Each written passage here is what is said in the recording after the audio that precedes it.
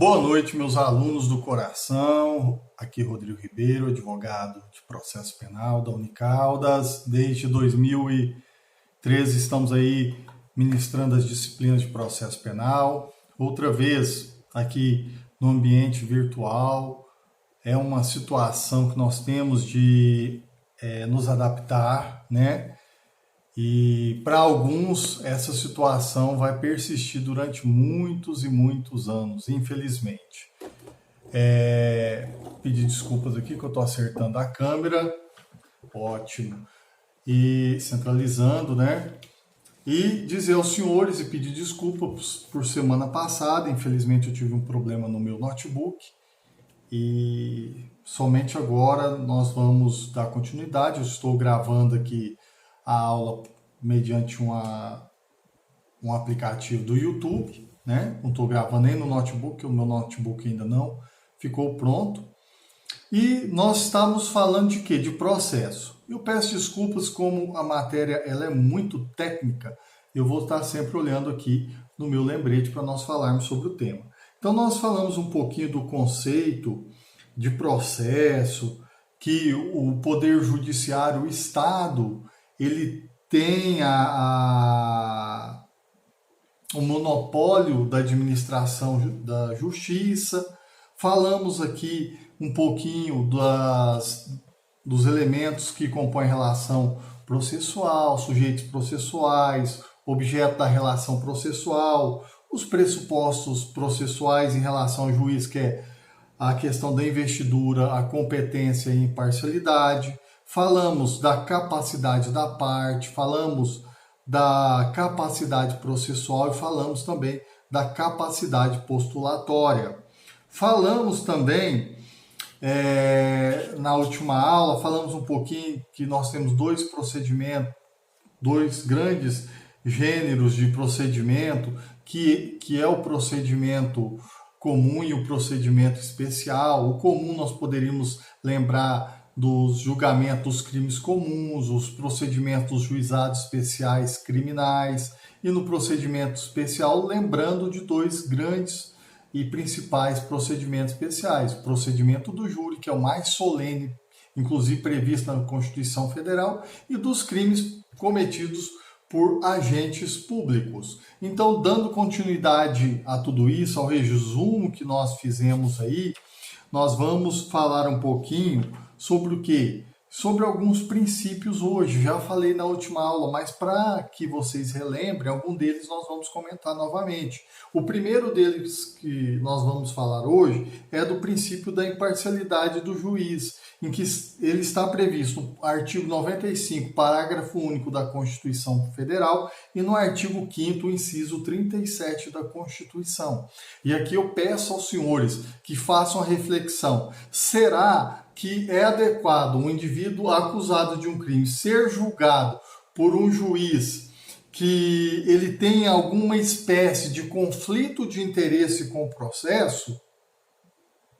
Eu entendo que a resposta de vocês será negativa, que é inadmissível que alguém seja julgado em um processo criminal que de algum modo tenha interesse no resultado prático daquela ação penal. E lembrando que não se trata simplesmente de uma garantia processual, mas se trata, outro sim, de uma garantia esculpida lá no artigo 5º, inciso 37 da Constituição Federal, e também no artigo 95.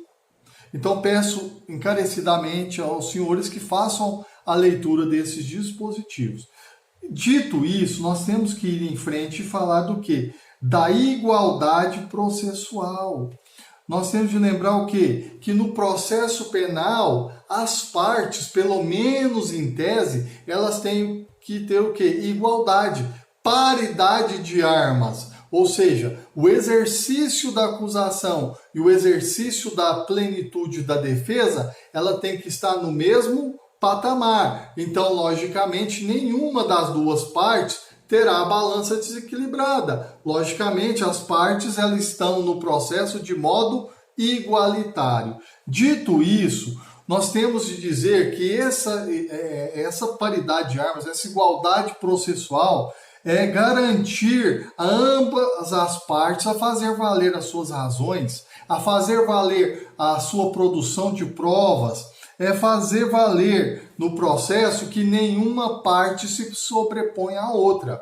Mas sempre digo que, infelizmente, no processo penal, o Ministério Público sempre tem, de algum modo, alguma vantagem da atuação processual.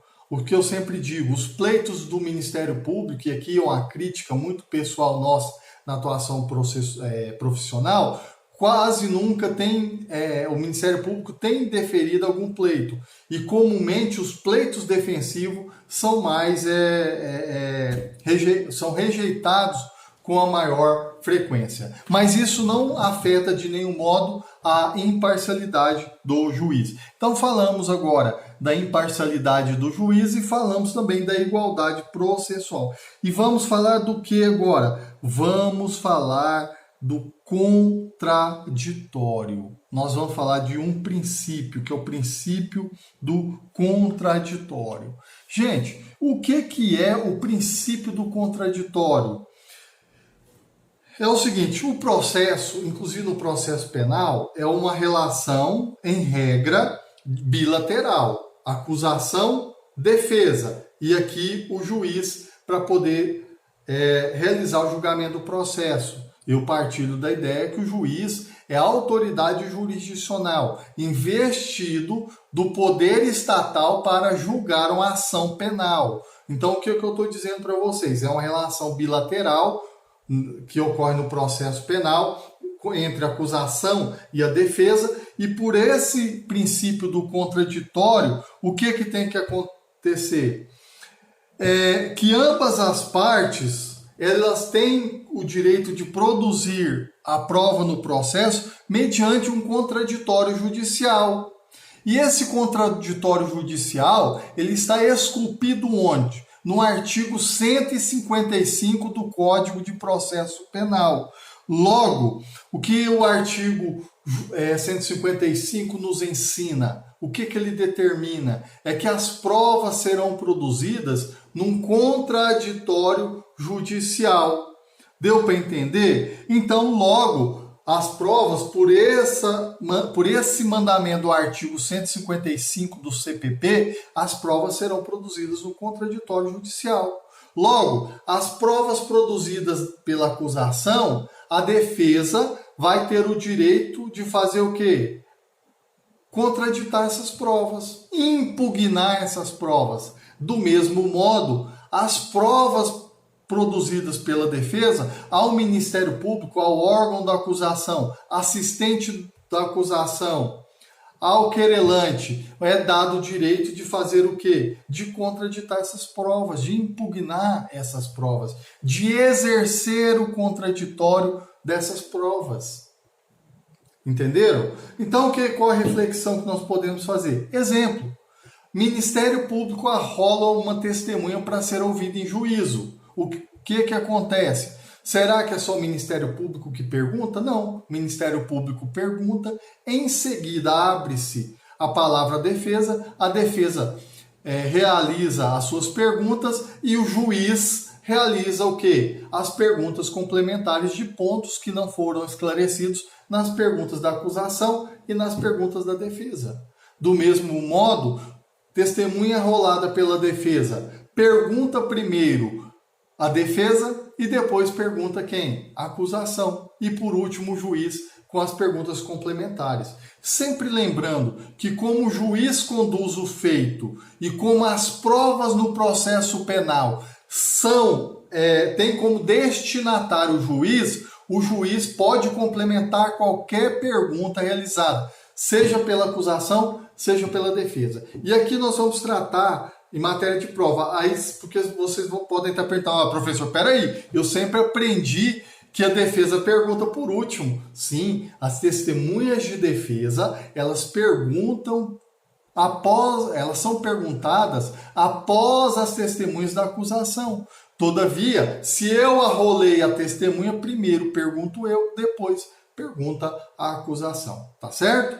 Pessoal, e aí, como regra, existem excepcionalidades, como regra, Quem fala por último no processo, quem é ouvido por último é quem? O acusado, que ele exerce o seu interrogatório. Então falamos de imparcialidade do juiz, falamos do contraditório e falamos também da igualdade processual. Dito isso, agora nós partimos para um outro princípio, que é o princípio da ampla defesa, também esculpido na Constituição Federal. O que diz a Constituição Federal quando fala do princípio da ampla defesa? Que a defesa será realizada, ela será uma defesa técnica, ou seja, o acusado ele pode exercer a sua autodefesa, mas essa autodefesa ela é exercida por quem? Pelo advogado ou pelo defensor público, ou, excepcionalmente também, pelo defensor dativo. Logo, não existe no Brasil aquela questão dos filmes norte-americanos, em que o acusado ele vai lá e se defende. Não existe isso. No Brasil, a defesa é realizada de maneira técnica. Então, logo, como é defesa técnica, advogado e defensor público. E essa defesa, o que nós temos de dizer para vocês? Além da previsão constitucional, nós temos também previsão no Pacto Internacional de Direitos Civis e Políticos, no artigo 14, item 3, a linha D, que assegura a toda pessoa acusada o direito de se defender pessoalmente por meio de um defensor constituído ou nomeado pela Justiça, quando lhe faltarem o quê? Recursos para contratar um defensor. Então, pessoal, a ampla defesa, o que nós temos de lembrar, que a ampla defesa não é o direito de arbítrio. O advogado ele tem de respeitar a acusação, tem que respeitar o juízo e tem que respeitar o processo. A ampla defesa, ela não vai permitir que a defesa cometa ilegalidades. O que ela vai permitir é o quê? A possibilidade de você exercer da melhor maneira a ampla defesa do seu constituído, ou seja, utilizar de todos os meios para que essa defesa seja exercida, ok? Tem algum ponto aqui, que se você tiver alguma dúvida, mas a ampla defesa está intimamente ligada ao contraditório, e algumas doutrinas mencionam esses princípios como sendo um só, princípio do contraditório e princípio da ampla defesa, ok? Seguindo em frente, nós podemos falar também aqui em relação do princípio da indisponibilidade da ação penal. Gente, a ação penal, como regra, quando exercida pelo Ministério Público, ela é indisponível. Então, não cabe ao Ministério Público, uma vez que presentes os requisitos para a ação penal que vocês viram lá no direito penal, o Ministério Público não propõe a ação penal.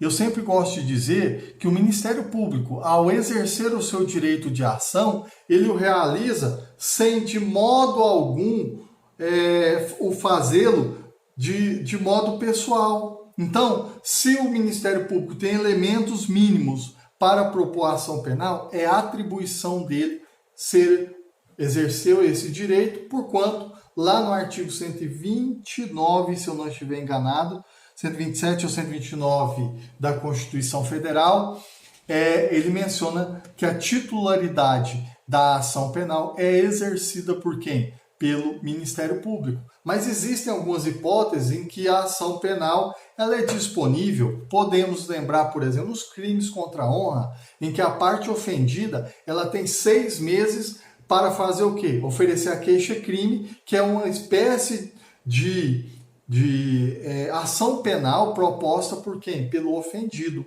Seguindo em frente, vamos falar hoje do princípio da oficialidade. Pelo princípio da oficialidade, a ação penal não pode, como regra, ser realizada de modo privado. Como eu falei agora há pouco, a ação penal, a persecução penal, ela vai ser exercida por quem? Como regra, pelo Ministério Público.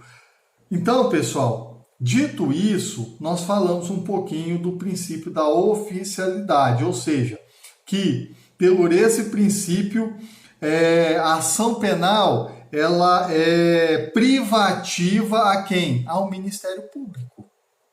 Então, por esse princípio da oficialidade, a ação penal, como regra, vai ser exercida pelo Ministério Público e a investigação vai ser presidida por quem? Pelo delegado de polícia. Seguindo em frente, vamos ver se tem mais alguma coisa para hoje. Já falamos aqui, então vamos... Como não tem perguntas, né, a gente vai falando, né? Falamos hoje aqui do princípio da imparcialidade do juiz, igualdade processual, falamos do contraditório, da ampla defesa, da ação penal, falamos alguma coisa também, do princípio da disponibilidade e indisponibilidade da ação penal, princípio da oficialidade e falamos também o quê? Da oficiosidade.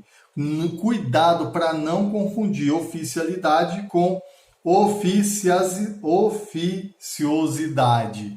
O princípio da oficiosidade, ele nos diz que os órgãos de investigação não dependem de provocação para investigar um crime. Ou seja, elas têm que agir de ofício, seja... E aí nós temos que lembrar também que o Ministério Público no Brasil ele também pode investigar, que no Brasil, por esse princípio da oficiosidade, se a autoridade policial tomar conhecimento de um determinado crime, ele não tende a agir de ofício, ele deve agir de ofício. Da mesma forma o Ministério Público, se chegar ao conhecimento do MP uma infração penal, ele, por esse princípio da oficiosidade, ele tem o dever legal de fazer o quê? De agir de ofício, sem provocação. Certo, pessoal? Já falamos então hoje de 8 princípios.